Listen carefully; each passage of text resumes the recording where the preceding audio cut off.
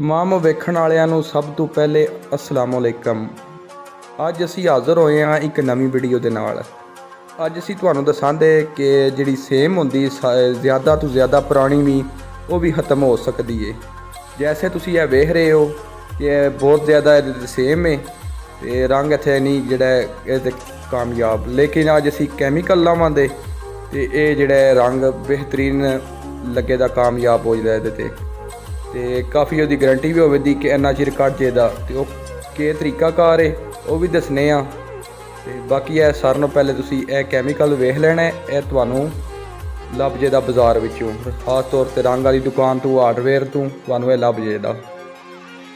ਇਹਨੂੰ ਕਰਨਾ ਕੀ ਜੇ ਕਿ ਇਹਨੂੰ ਤੁਸੀਂ 3 ਹਿੱਸੇ ਦੇ ਪਾਣੀ 'ਚ ਪਾ ਲੈਣੇ ਨੇ। ਬਾਕੀ ਤੁਹਾਡੀ ਜਗ੍ਹਾ 'ਤੇ ਵੀ ਮੁਨਾਸਬ ਲੱਗਦਾ ਹੈ, ਜਿਕਣ ਦੀ ਤੁਹਾਡੀ ਜਗ੍ਹਾ ਜਿੰਨੀ ਜ਼ਿਆਦਾ ਹੋਵੇ ਇਹ ਉਨਾ ਜ਼ਿਆਦਾ ਤੁਸੀਂ ਇਸਤੇਮਾਲ ਕਰੋ।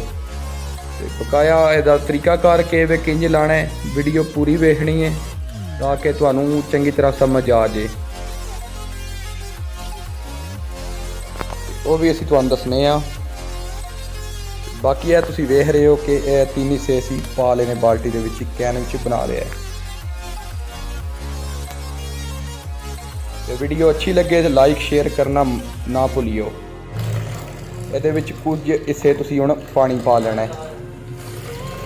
ਇਹ ਤੁਹਾਨੂੰ ਆਸਾਨੀ ਨਾਲ ਕੈਮੀਕਲ ਚਾਹੇ ਕੋਈ ਮੈਨੂੰ ਇੰਡੀਆ ਤੋਂ ਵੇਖ ਰਿਹਾ ਜਾਂ ਪਾਕਿਸਤਾਨ ਤੋਂ ਵੇਖ ਰਿਹਾ ਜਾਂ ਬਾਹਰ ਵਾਲੀ ਕੰਟਰੀ ਤੋਂ ਵੇਖ ਰਿਹਾ ਹੈ, ਇਹ ਸਾਰਿਆਂ ਵਾਸਤੇ ਵੀਡੀਓ ਬਣਾਈ ਹੈ ਕਿ ਸਾਰਿਆਂ ਦਾ ਫਾਇਦਾ ਹੋਵੇ।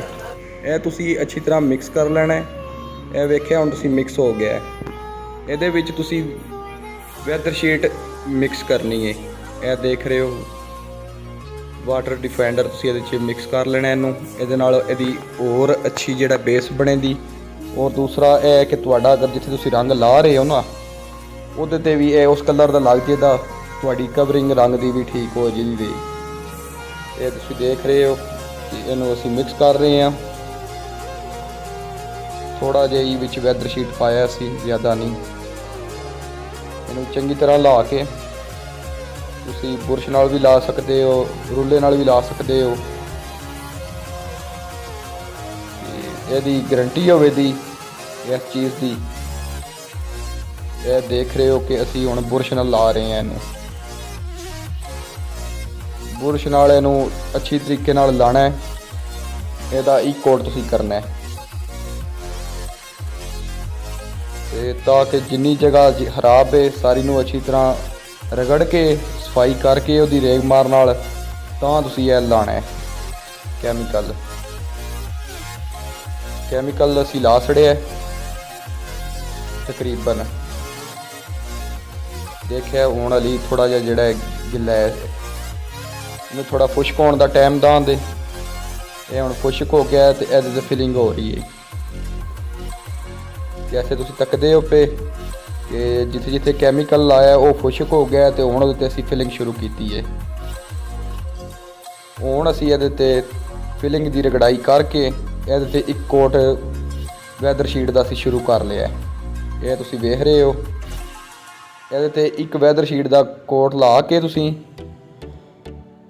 ਫਿਰ ਇਹਦੇ 'ਤੇ ਤੁਸੀਂ ਫਿਲਿੰਗ ਕਰਨੀ ਹੈ ਦੁਬਾਰਾ, ਤਾਂ ਕਿ ਜਿੱਥੇ ਕਿਤੇ ਤੁਹਾਡੇ ਡੱਬੇ ਜਾਂ ਕੋਈ ਉੱਚੀ ਨੀਵੀਂ ਥਾਂ ਹੈ ਵੇ ਇੱਥੇ ਫਿਲਿੰਗ ਤੁਸੀਂ ਸਮਝਦੇ ਹੋ ਕਿ ਇੱਥੇ ਲੱਗਦੀ ਹੈ।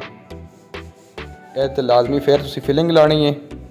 ਤੇ ਬਹੁਤ ਹੀ ਇਹ ਅੱਛਾ ਅਤੇ ਬਿਲਕੁਲ ਹੀ ਜਿਹੜਾ ਪਰਫੈਕਟ ਜਿਹੜਾ ਨਾ ਇਹ ਕੈਮੀਕਲ ਹੈ ਤੁਹਾਡੇ ਜਿਹੜੇ ਦੀਵਾਰਾਂ ਦੀ ਸੇਮ ਜਾਂ ਕਮਰਿਆਂ ਵਿੱਚ ਹੁੰਦੀ ਹੈ ਇਹ ਉਹਨਾਂ 'ਤੇ ਵਾਸਤੇ ਬੜਾ ਬਿਹਤਰੀਨ ਹੈ।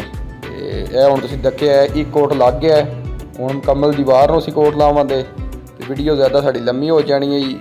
ਇਸ ਕਰਕੇ ਤੁਹਾਨੂੰ ਤੁਸੀਂ ਵੇਖ ਰਹੇ ਹੋ ਕਿ ਜਿਹੜਾ ਇੱਕ ਕੋਟ ਲਾ ਛੜਿਆ